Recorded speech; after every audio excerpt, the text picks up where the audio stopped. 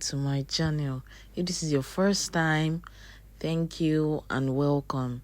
So today I'm going to be teaching you how to draft, cut and sew a puffed tulip sleeve, or you can call it petal sleeve. So it depends on whatever you want to call it. Okay, so I'll be using this fabric. It is a crepe fabric. You can decide to use any fabric of your choice.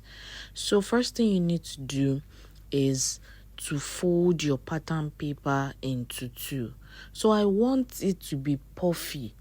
Okay, so I'll be going down by 4 inches. So it depends on how puffy you want it to be. So it's at your discretion. Okay, so you mark 4 inches all through, just like I did. Then you just measure it like that. Okay, if the beginning of your paper is not straight, so you can also draw a straight line as your starting point, but because mine is, so that is what I'm going to do.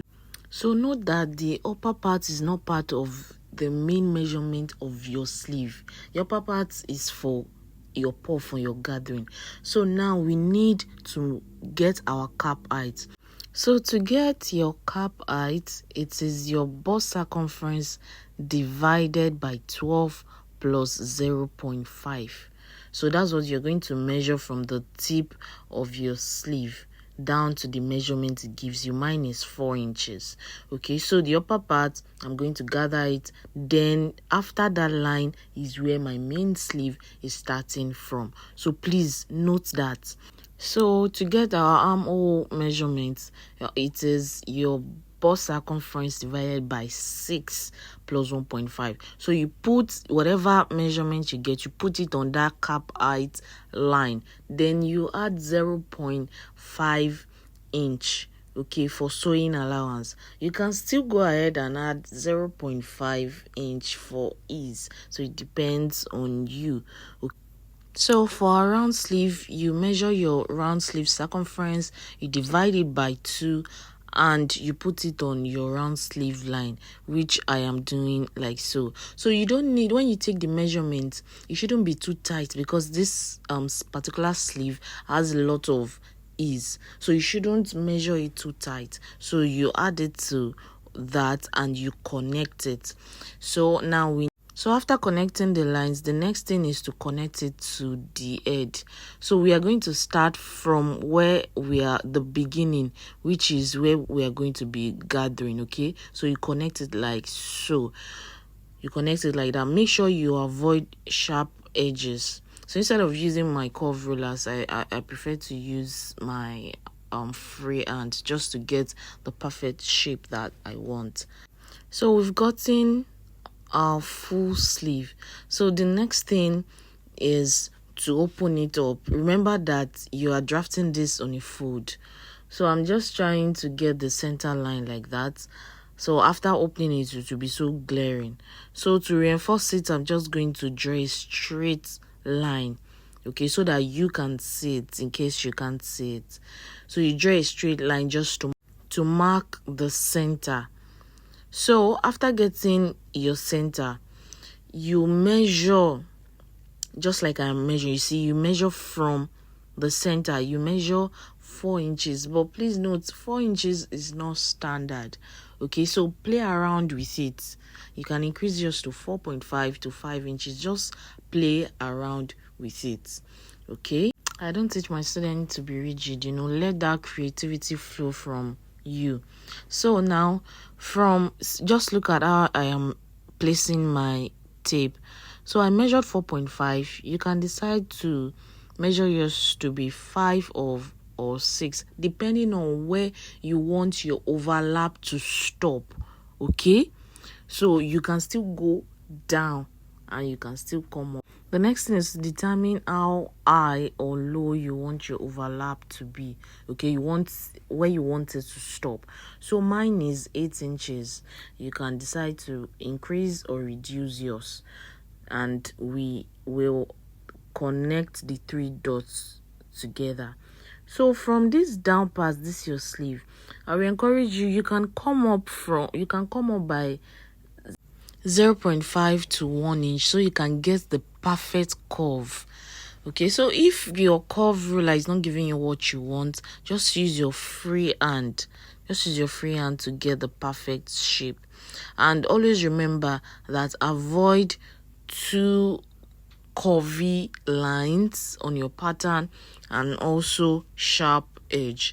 So you can see from that part, just come up by 0.5 so that you can curve it.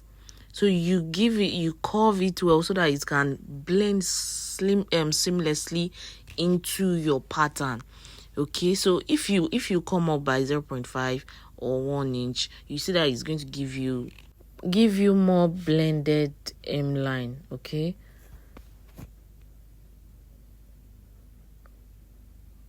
so just make sure you blend it well and you mark it across.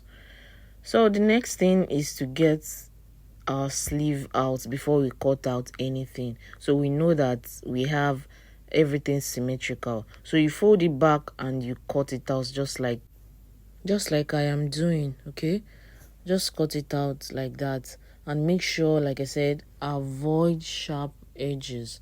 So I'm going to reblend the tip because it feels too sharp for me. So you open it up and you cut out, then we have our sleeve. So be using the other side. Look at where I am cutting.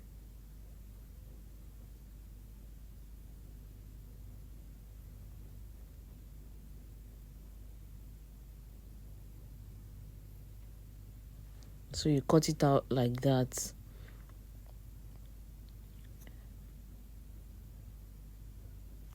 It is time to cut out our sleeves on our fabric. Okay, so you just place your fabric however you want to place it and you cut it out. If you watched to this point and you are here to subscribe, please make sure you smash the subscribe button, like, comment and share. And if you have any other tutorial you want me to do, just put it in the comment section and I'm going to attend to it. So tell me the next tutorial you want me to do, or any part that you're finding difficult to navigate, any style. So just let me know. So make sure you add your necessary allowances to the hem and to the side that you're going to be joining. Okay,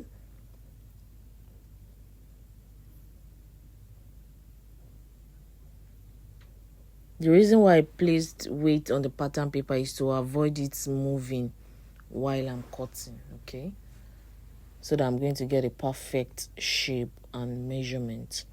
So now the next important thing is for you to notch your middle point. You can see that line. You need to notch your center line. It's very, very important. Very important. Do not forget. So you cut 2 of this and then you cut another 2 like that for your lining. So I've gone ahead to cut it and I'm using this black lining. I would have loved to use the same fabric, but because this fabric is thick, it will be too heavy. So using this lining complements it and give it the perfect weight. So you do the same thing on the lining as well. So what you're seeing here is just for one sleeve. You cut the same thing for the other sleeve. If you want to give it more structure, you can add your interfacing to it, but because this material is thick enough, I do not want interfacing, so I am good with that. So from that notch part to the end, that is where you're going to be pleating, so you can see. So without further ado, let's move to the sewing machine. So I brought out my pattern paper and still placed it on my fabric just to prevent confusion. You need it so that you won't be confused and you know where your sides are. So after placing it, I know where my sides are. So you'll be joining fabric to fabric and you'll be joining lining to lining. Remember that we added 1/2 inch for joining when we were drafting the pattern. So that is what we're going to use to join. It's very important for you to bring your pattern paper, because this shape looks confusing because it's not the normal shape for sleeve. Okay, so you join the sides just like I'm doing with the 1/2 inch allowance that we've added. You join your fabric to fabric and your lining to lining.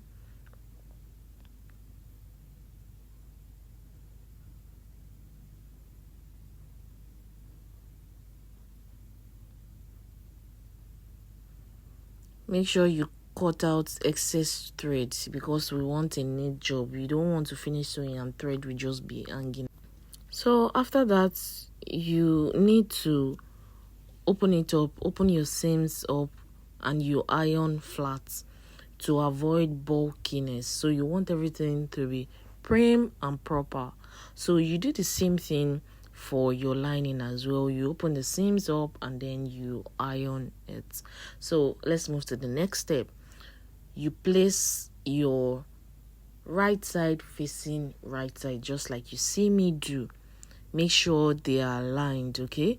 If possible, if you find it confusing, you can just use your needle or your pins just to hold it down. So now we need to join it down. You can see this where I notch, that is the upper part. We're not going to be joining that. That is why it's very important, because everything looks all the same. So you stitch it down just like so. You stitch it down. That is where we are going to stitch. It's very important. All these notches are important so you don't get confused. So you just, with the allowance that we added to the fabric, so we hold it on 1/2 inch, just like that. So you stitch it all the way down, and after you're done stitching, you can just go to your ironing board and you iron, so that everything will be flat and everything will come out good.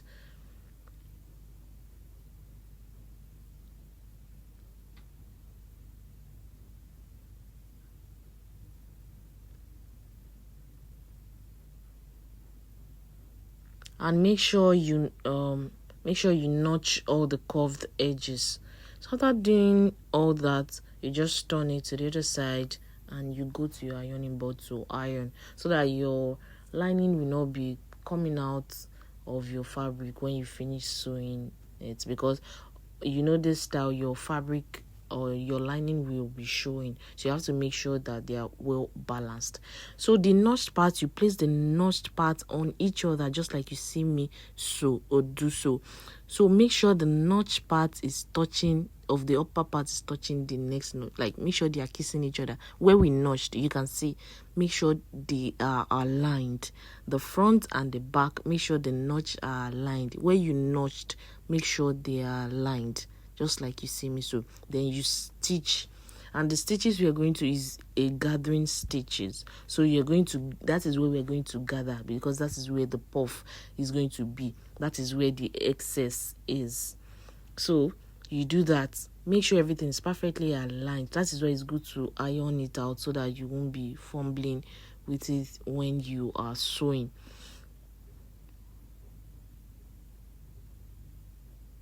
Do not forget, make sure the notch part is touching the notched part.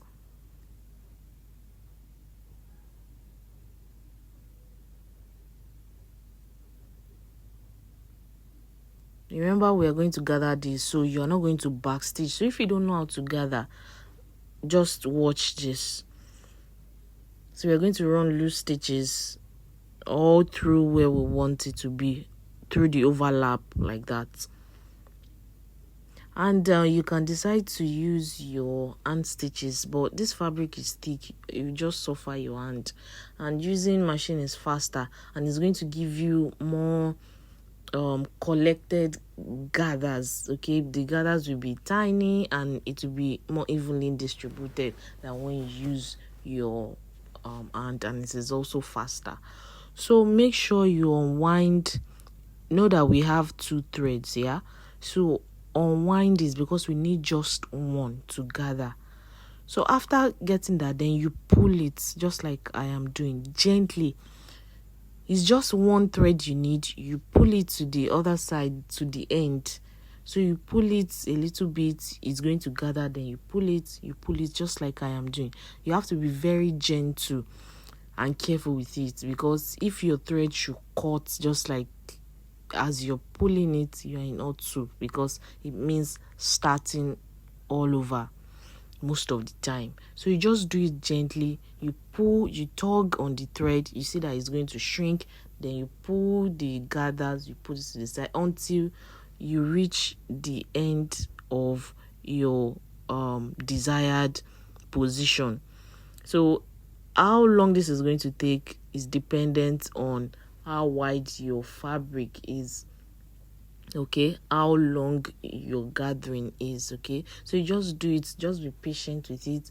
Don't be impatient, because if you're impatient and your thread should cut, you're just going to give yourself work all over. So that is all that about that. So if you have not subscribed, make sure you subscribe. Thank you so much for watching. I'm going to be showing you the end result at the end of this video.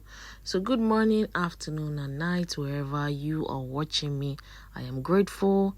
So here is our final result. So you can see how cute this. It goes on your corporate. It goes well for your Owambe. Bye bye. Love you.